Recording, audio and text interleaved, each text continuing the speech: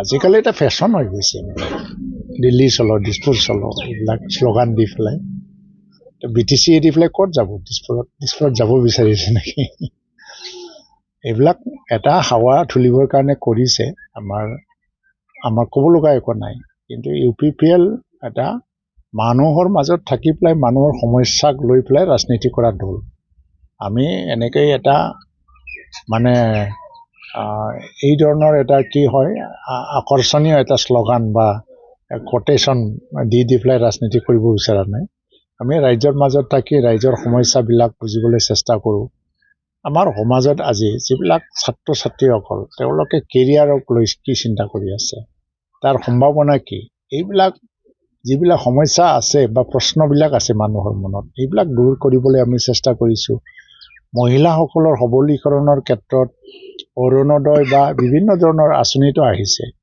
তাৰ বাহিৰেও আমাৰ গাঁৱত থকা মহিলাসকলৰ বেছিক সমস্যাবিলাক কি যিটো প্ৰসূতি মৃত্যুৰ পৰা আৰম্ভ কৰি পেলাই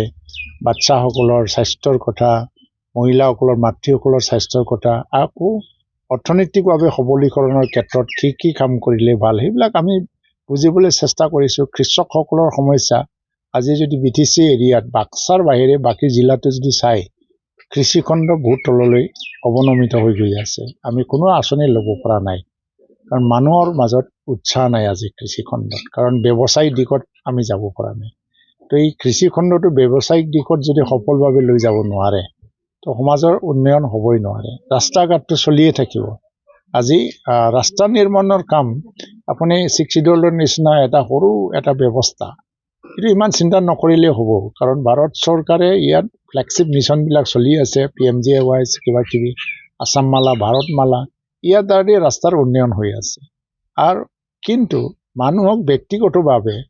ব্যক্তি পৰ্যায়ত মানুহৰ সমস্যাবিলাক কি বাচ্চাবিলাকৰ সমস্যা কি এই সমস্যাবিলাকক দূৰ কৰিবৰ কাৰণে যদি প্ৰচেষ্টা লোৱা নহয় তো আমাৰ ৰাজনীতি সফল ৰাজনীতি বুলি ক'ব নোৱাৰিব সেইকাৰণে আজি তেওঁলোকে দিছপুৰ চলো এটা অভিযান লৈছে শুভকামনা যাচিছোঁ কিন্তু আগন্তুক নিৰ্বাচনটো মানুহে অলপমান কি হ'ল খুব সজাগ হ'ল সচেতন হৈ গ'ল মানুহে শ্লোগানৰ আধাৰত ভোট নিদিয়ে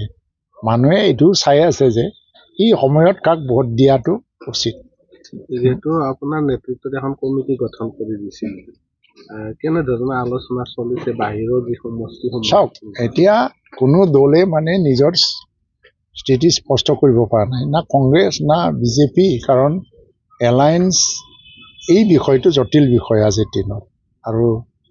পলিটিকেল এছপিৰেশ্যন বা এছপিৰেণ্টটো বাঢ়ি গ'ল চবতে চবৰ কাৰণে লাগে তেনে ক্ষেত্ৰত এলায়েন্সত এটা এডজাষ্টমেণ্ট বা মিলা মানে অংক মিলোৱাটো বহুত জটিল কাম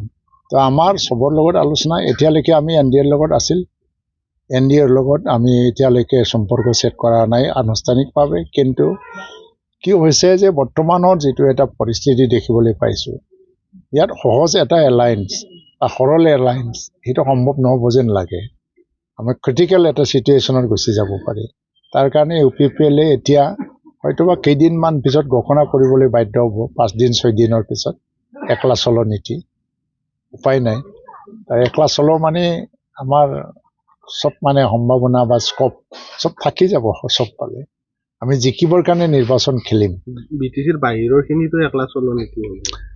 যদি একলা চলো নীতিত যায় তেতিয়া BTCৰ বাহিৰত 4-5টা চিটৰ কথা আমি চিন্তা কৰি আছোঁ যেনেকৈ বিশ্বনাথৰ শোণিতপুৰ বিশ্বনাথৰ কেইটামান চিট আৰু সাউথ গোৱালপাৰা সাউথ মানে কামৰূপৰ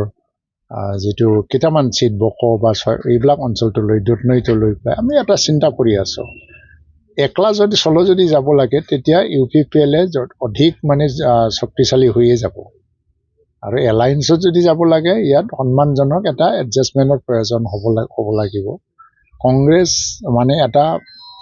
বিকল্প হিচাপে দেখা দি আছে অসমত কিন্তু আমি এতিয়ালৈকে কংগ্ৰেছৰ লগত এলায়েন্সত যোৱাৰ কথাটো ভাবাও নাই